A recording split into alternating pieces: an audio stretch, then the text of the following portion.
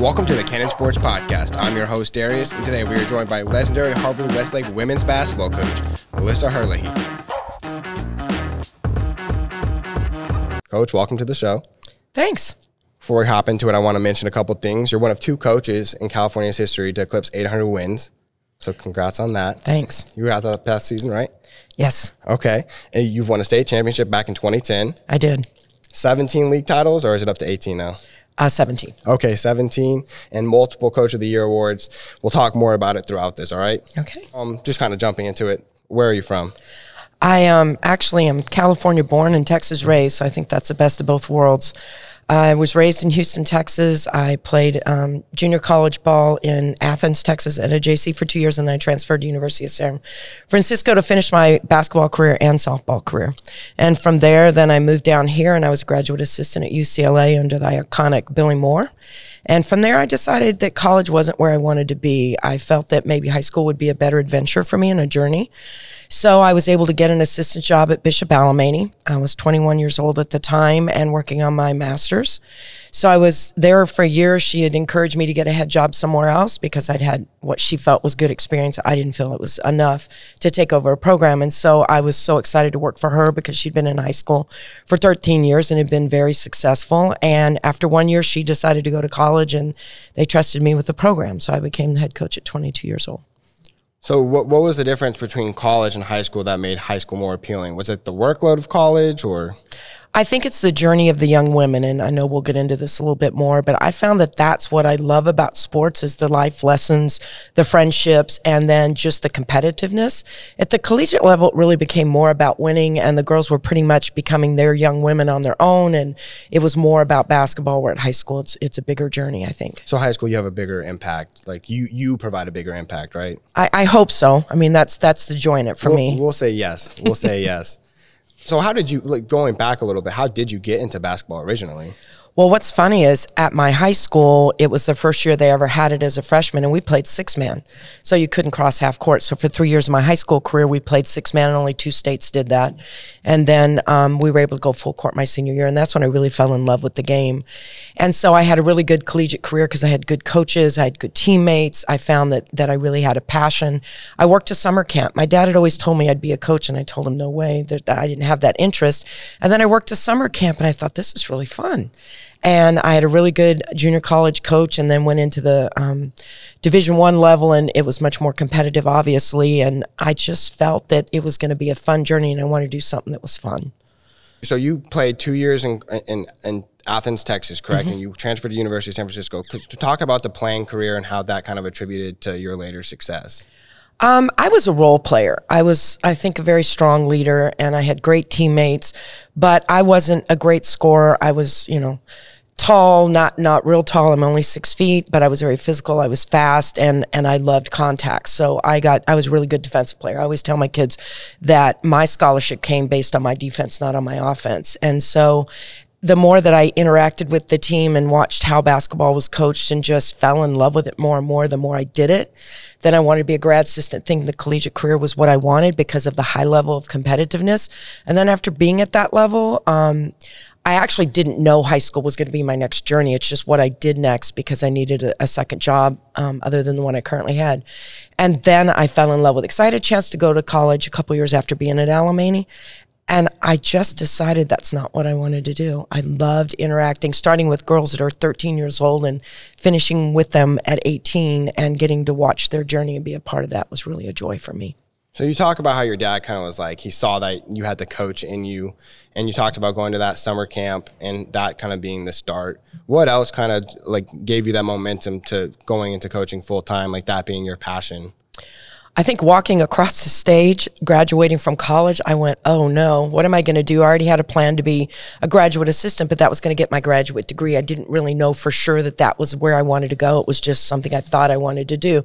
And the more that I did it and the more that I encountered it, and I've always loved sports. I was a tri-sport athlete, and I just felt that I wanted to stay in that, and it was going to be, again, a joyful path for me. Before we talk about and jump into your first head coaching experience, you just mentioned like the triathlete. You talked about playing softball in college. How did playing other sports develop you, develop you both as a coach and a player on the basketball court? I think it's the different experiences. Every sport is different, and softball is definitely very different from basketball. I was a shot putter and a discus thrower and advanced very well into the state with my discus throws. So it was individual versus two teams versus two different types of sports and different types of coaches. I think it's good for you to experience different types of coaches and methods, and that was a good experience for me. But I loved basketball, the passion, the excitement. I mean, you've been to games. It's just so exciting to play and intercount, and it's physical without being physical, right? And I love that part of the game too. And then, so you make the transition. You're the assistant coach in high school after working in college, and then you make the transition at the same school, Bishop Alemany, to become the head coach. Talk about that transition. I have to tell you, so the summer I took over, I will never forget, there was a huge tournament in Burbank, California at Bell Jeff High School. And I remember walking in, and Graziano had done a great job at Alemany. They had been very competitive and won multiple league titles in different sports with her, but definitely in basketball. Charlie Turner-Thorne had just graduated her program. She's now the head coach and has been, I think, for over 20 years at Arizona State University, and is very well respected in her profession. And I remember walking in, these two elderly gentlemen at the top of the bleachers looking down and go, oh, there's Alemany. They have a new coach. They'll never be as good as they've been in the past. And if you know me very well, you know my boys make fun of me all the time. I'm extremely competitive. Doesn't matter what we do, I'm going to compete. When it's over, I'll be a gracious loser, but I'm going to compete every moment. And so the minute that was said to me, I thought, there's my challenge. I have to keep them at a level, but not only at that level, but raise them to a new level. And so that was a challenge, and I had a great group of kids, and it was so exciting. And I wasn't much older than they were. My point guard at that time was actually my assistant for the past 10 years here. Oh, wow. So we reconnected years ago, and she's worked for me for 10 years. She's now stepped down to do some other things. But you know, it was just so exciting being young and being thrown to the wolves, and it was just an exciting, competitive atmosphere for me, and a wonderful school. Alemany was a wonderful place to be. Being a younger coach, did that make it more difficult to gain respect from the players, or do you think from the jump you had that? I think, and not many women want to admit this, I think my size gave me respect right away because I'm a good-sized woman. I was still able to play and be physical and do the things that I did well. And I think off the court I was fun, and so were they. They'll tell you now they made fun of me all the time. They would hang my clothes outside the gym and just do jokester type things with me. So we had a really good relationship. So I think that helped me. But I think one of the things that I've always loved about myself is that I'm fun and loving off the court, but the minute we step here, it's time to go. It's time to go to work.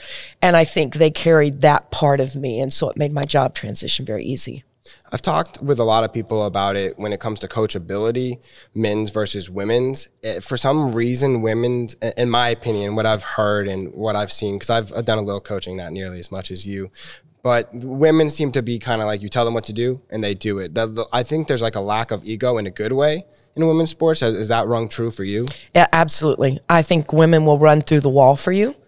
And I've had that experience my whole career for the most part. What I'll tell you through the evolution of the girls' game is there are more people involved in their lives now. There are more voices that there weren't back when I first started. I mean, you had the dad who felt he knew basketball, but now there are a lot more people involved. And so sometimes there's some challenges in that way, but they will work hard. And as long as you gain their trust, and for me, that's what I've always felt like was something that I could do with my players. And I think that I've been very good at is to take kids that people didn't feel were going to be that great of a basketball player or a team and be able to develop them and get them to mold and bond as a team and be able to perform at a level probably higher than most people thought they could.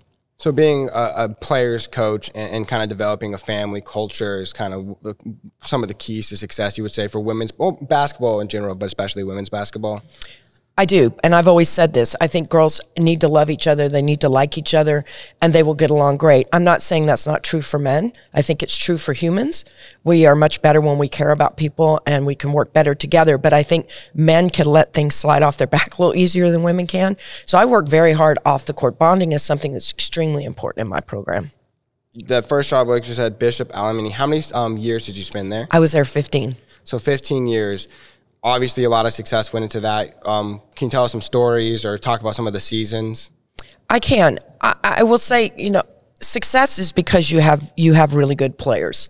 I think you have to have some ability to develop that and to bring that to a close so that they are successful. But I am not successful because of me. I'm successful because of the journey that I've got to spend with the players that I've had. You know, some of the stories are just fun type things at Alemany where the kids, when I was young, you know, they were doing all the jokester type stuff. But what I love is there are classes there that I can remember that are still so unified. They've all been in each other's weddings. They've all thrown each other baby showers. And so to me, when we talk about college versus high school, that's been a joy for me, is watching those girls still stay best friends throughout their career. It's been fun watching kids that have gone on and played in college, right? And get to watch them experience their careers. It's a different type of joy, but it's a lot of fun to sit in the stands and be able to cheer and not always have to correct. You can look at those young women differently in the way that they play their game as opposed to trying to always correct them. And I think they feel like that you're not as when you're always trying to correct somebody, it's like a parent. It's like I can never do anything right, as a kid when they're your player. But then when you're in the stands watching them, I'm so enjoying watching Kiki Arioffen right now play at Stanford. I mean, she's an amazing game on Sunday, and it's because she's put so much time and effort into it. And as a coach, it's just a joy to watch them transition into that, right? And I think here at Harvard-Westlake, knowing the trials and the tribulations they have as students here and everything they have to do, people don't understand. I didn't understand when I was at Alemany, and kids would say to me, well, I really want to come to Alemany and play for you, but I can't give up a Harvard-Westlake career and academic career. And I'm like, we have AP classes, our kids go on, but I didn't understand until I got here. I understood better when my boys went here. And so I think I love watching girls be so challenged here and still rise to the occasion, both on and off the court. And because there's not as much time socially, we spend a lot of time together and get to have some great experiences. So we travel every year. We do what most teams do that are at the high level, but we also go camping and do a lot of extra things off the court that have been really fun and have been a great experience since I've been here. You create these great memories. You build almost essentially a powerhouse at Bishop, but then you moved to Harvard-Westlake. What led to that change? It was a lot of things. I think, number one, understanding the type of education that my kids were going to be exposed to. My own boys. Kids. I had one boy at the time, and I was pregnant with the second one. And I think a change, I felt like I was ready for a change. Harvard-Westlake was already very successful. It wasn't like I came here and turned it into this immediate great program. They had already been to a state championship. They had already done some great things. So I knew that I was going to have a different experience here. The resources were different. Being exposed to different people, I think, was something that I needed in my life. I loved Alemany. It was a great place. I loved being there. I've also loved being here and the exposure that I've had here, the different types of people. And a lot of success here as well, like you did at Bishop. In 2010, you guys win the state championship, go 34-1. Do you mind sharing that experience and what that meant to you, the program, et cetera? Well, that was a 4-year journey. Mm-hmm. I mean, these kids were freshmen together, and we grew. We had a tough sophomore year. Junior year, I'll never forget this with Nick and Nicole. We won a CIF championship. We beat Pacific Hills, and then we went down to San Diego to the state regional final, and we had to beat a San Diego team, Mater Dei. And we lost in the last. They were ahead, and we had a chance in the last couple seconds, and we didn't win. And I'll never forget Nick Nesbitt going, we have next year. We'll win state next year. And I'd done this enough to know that's not so easy, right? I've been there once before. We didn't win. And I'm in what would I've been in probably my 20th year at that point, or maybe 25th. And it's just not that easy. And then the next year, we're on a roll. We're doing well. We got beat by Mater Dei, and I'll never forget being in the locker room. And I didn't feel that Mater Dei should have beat us. They were number one in the nation, and of course they were a great team, but I felt like we were right there, but we just didn't believe.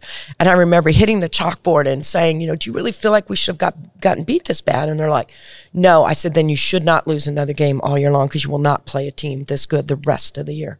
And they just got on that journey, and we rode it. And it was beautiful. And the most beautiful thing I think about the whole thing at the end was, so once you win a state title, they take you into the media room, they start asking questions. And every kid that answered a question talked about how we were a family, not how great the win was, not how being a state champion was so important. It was that journey. And so I think, to me, it solidified the importance of everything that we had done for 4 years.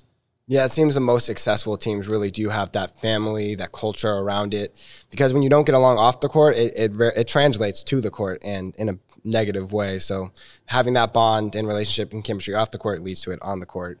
which led to 30 straight wins in the state championship after that loss. Yeah, I looked it up and I was like, they lost by this many points and they won 30 straight after that. It must have been a hell of a speech. Well, they were great kids, right? And they had expectations. I had 3 Division I kids on that team, and they were really good basketball players. But the role players did their job. I think that's what was so neat is everybody found their niche, and it took us 3 years to get there. And as I mentioned, there's just a lot of voices, and I think it was tough for them to figure it out. And by the time, and I think something else that probably smoothed it over was they had all committed and they knew where they were going to college. So there's just one thing left to do, and that was to win a state title.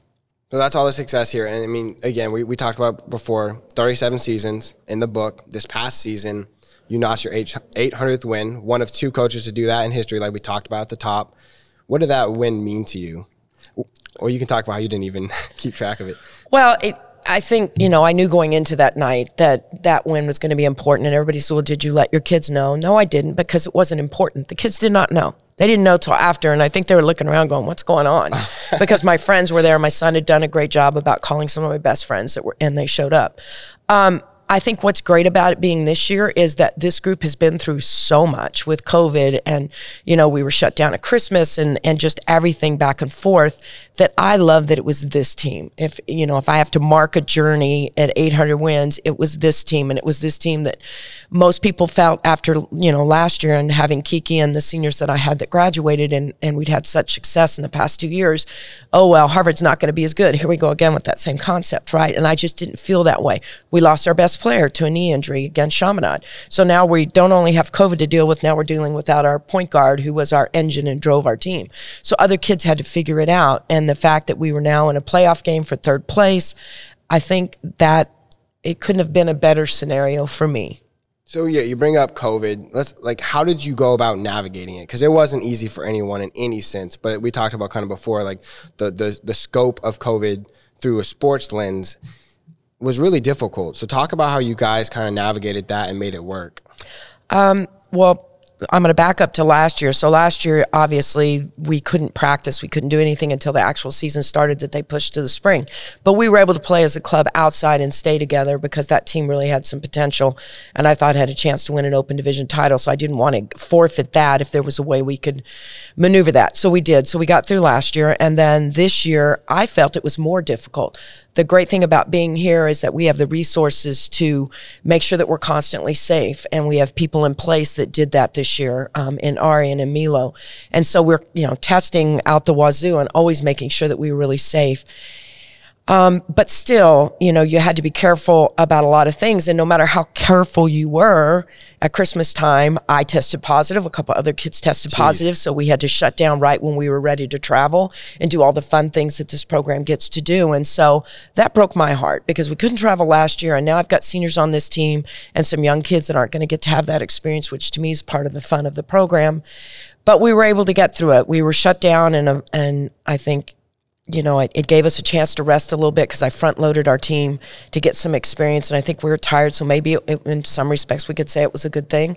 But I think, the kids just became tougher through this, and I think the expectations, I had to start being a little bit stronger in the process too, because you start to feel sorry for yourself and for the kids through all of this. I think it's something that has been really difficult for a lot of people, but I love the fact that they just kept charging through and we were able to win that game, and it was, just a great experience all the way around. When you talk about the difficulty and despite all the obstacles you had to go through, you still take pride in this season. When you went 17-13, it's not the typical Melissa, season, but you still take pride in it. Can we kind of reflect on the season outside of obviously we talked a lot about the COVID stuff, but just the actual basketball play of this past season?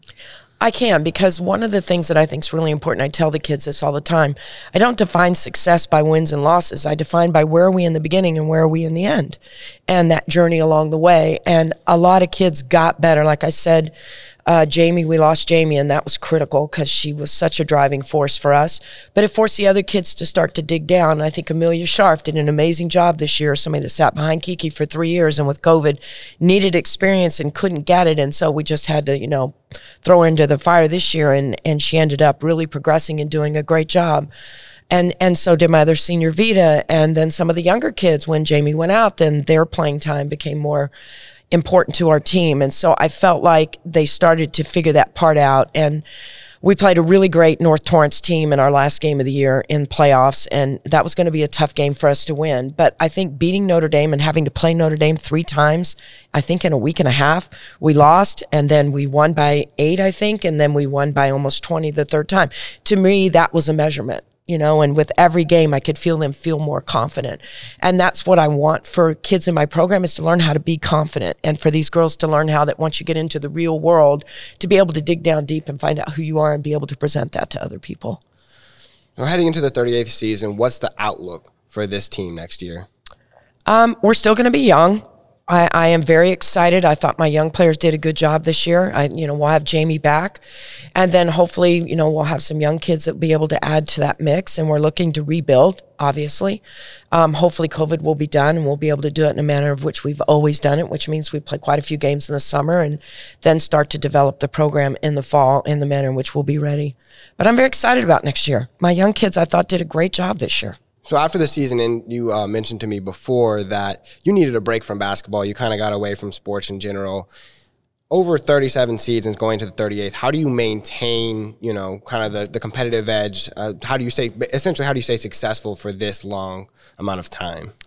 I think for me, it's about the excitement of new girls coming into the program and watching them develop and watching their journey. But that's what has always driven me through my basketball career. So I think as long as that's the path I want to be on, it will help keep me focused and excited about what we're doing. As long as they can stay excited about sports, then I'll be excited. So one of the things we talked about before I got you on the podcast is I think women's basketball needs, more attention in any way possible. Another reason we wanted you on the podcast, aside from your success, just women's basketball, putting it out there. Can you kind of talk about, the state of women's game now and the way it's heading, both in a local Southern California sense and a national sense? We talked about this a little bit. I think the involvement of the girls' game is very similar to the boys' game now. I think one of the things they talked about with women is that they were always great shooters and they were always great passers, and so that was fun to watch. Well, I think now you've seen the evolution of the game where they're very much more athletic now. They can handle the ball, their skill development, handling the ball and doing some of the things getting to the rim. I think Kiki exploded at the beginning of this year with her little Instagram post of dunking the ball, and she wasn't just dunking the ball, she was throwing it down.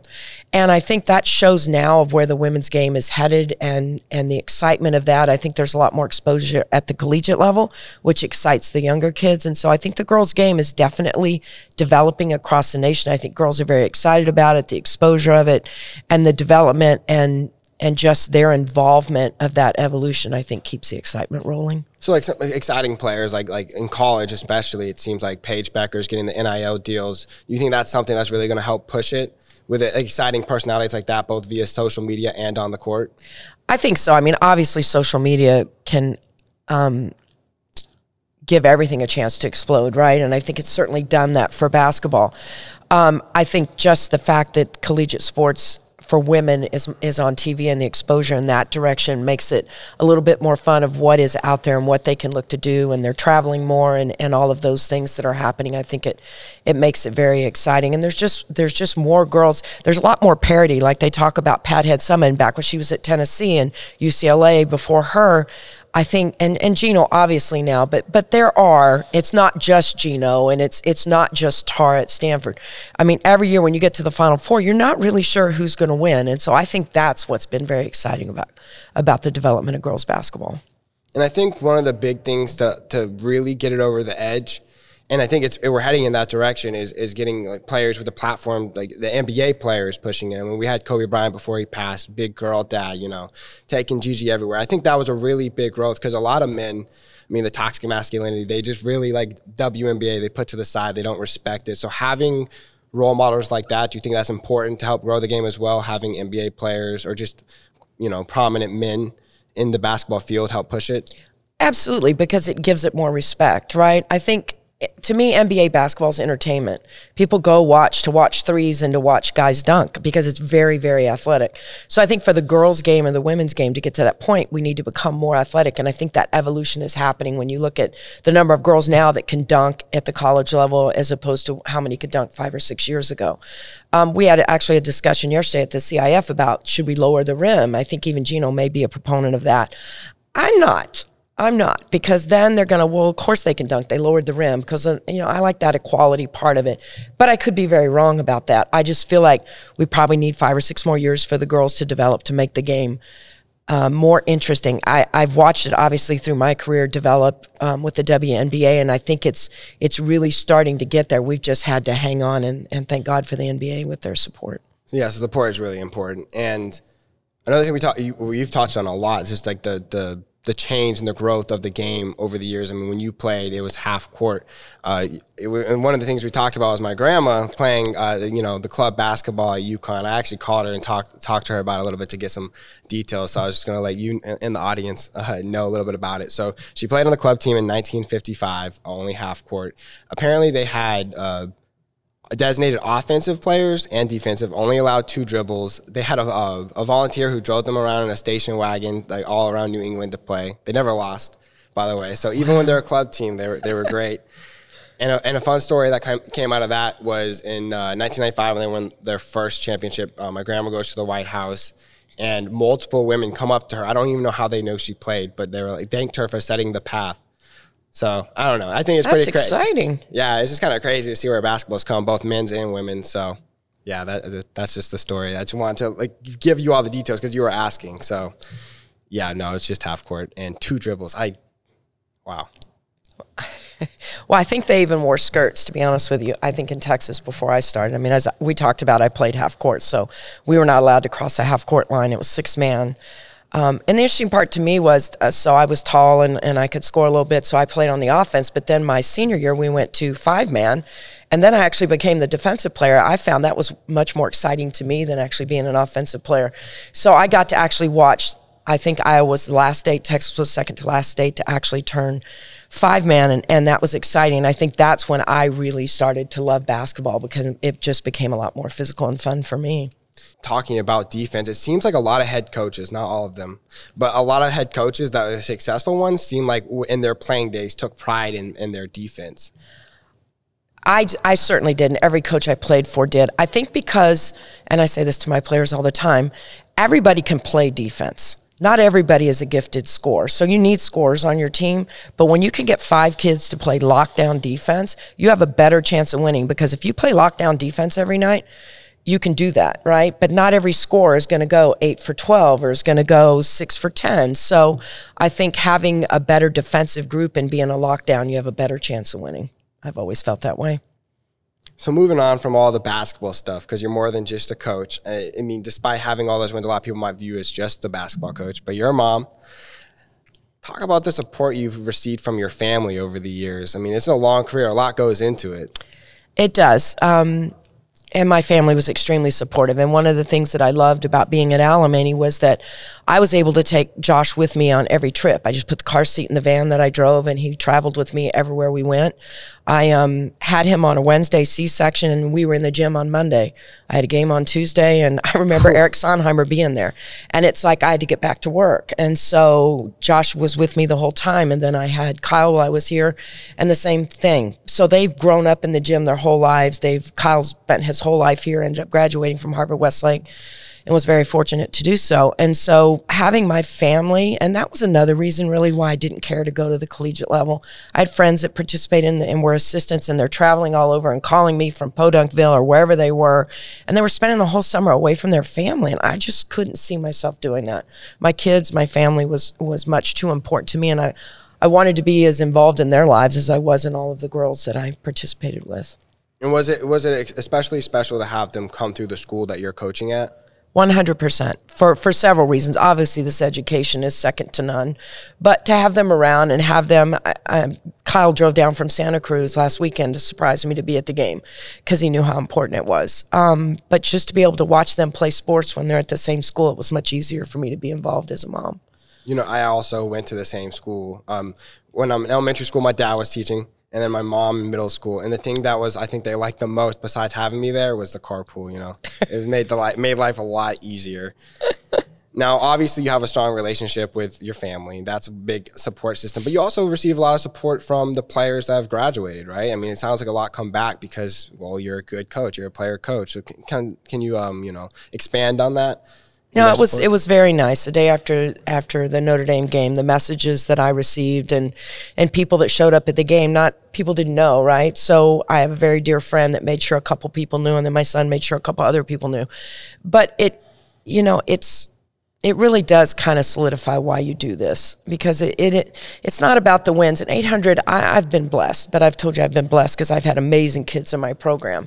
But just to be involved and have them come back and be able to share stories and see their kids and now watch their kids go through high school and have the opportunity to be involved with that has really been touching. And I've had some experiences in my career where people have come back for different reasons, and it's always a joy. It really gives you value. So you've built a program, you've built relationships, a whole networking of people. And we've talked about all the way up to the current, getting that 800th win. I kind of want to take a look ahead and what's in store for Melissa. Is 1,000 wins in sight, or is it one season at a time right now? I don't know. I'm the type of person that lives one day at a time. Like, what is tomorrow going to bring, and how can I make that the best? I obviously, I'm looking forward to next year and developing the young kids that I'm going to have. I don't have an answer to that question, to be honest with you, because 1,000 wins is not my goal. I'd love to win another state title. If I could put something as a goal-oriented, basketball-driven, I would love to be able to do that and bring that to Harvard-Westlake. That would be the goal I would try to reach. So as far as retirement, that's just not really in the back of your mind right now. It's just kind of one day at a time. One day at a time. One day at a time. It's such a great way to live, but very hard to do. I think if COVID showed us anything, it showed me that. Okay, well, that kind of does it for us on all this, but I did want to talk about kind of just some projection from you. On Friday, the men's side of things, they're actually playing in the Open Division Final. Preview that. What are your thoughts on the game? I'm really excited. I'm really excited for this group. Since we hired Dave Rubebo, he's done an amazing job here. He's brought the college perspective to the high school game, and the way that he, sets practices, puts his timeline to the year, develops the young men. They have high respect for him. My own son played for him, my younger one, not my older one. And talks about what a great guy Dave is and what a great coach he is. So I've watched it. I've heard it from my own son. And I think, he again has spent years since he's been here trying to get to this point. And being in the finals at the Open Division is the pinnacle of what you're trying to accomplish. And so the fact that they're there and they had to go to Sierra Canyon to get there, I think is just an amazing accomplishment. As I said to you earlier, I think this might be the deepest high school team I've ever witnessed, with the kids that start from and the kids that are on the bench, and how he utilizes all of them and the roles that they play. And we talked about team unity, and I watch these boys and they're just having so much fun. And that's what you want to see young kids do.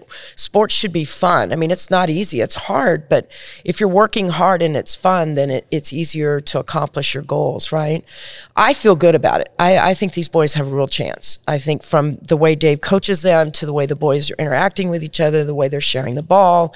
And I think, we're getting to that point where this has been their goal for a couple years, and they have the right players to get it done.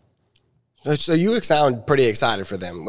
At Harvard-Westlake, is like among the athletic community, are you guys also really supportive of each other? 100%, because we all know how hard we work, and we know how hard it is here. Everybody talks about, we have amazing resources, but we also have our challenges, with the types of kids that come here and with everything that they're challenged to do. And so the fact that he's gotten to an Open Division Final, which is the ultimate goal, it's 100% the ultimate goal. And the fact that he's there, I know he's really excited to be there. And it's an exciting group. So I think they have a great chance of winning.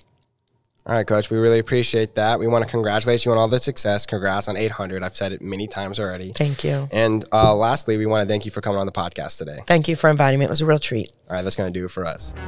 Thank you guys for watching. Make sure to subscribe and follow us on Instagram at Cannon Sports, TikTok at Cannon Sports Official, and of course, cannonsports.com for all your sporting goods needs. Thank you guys so much, and we'll see you next time.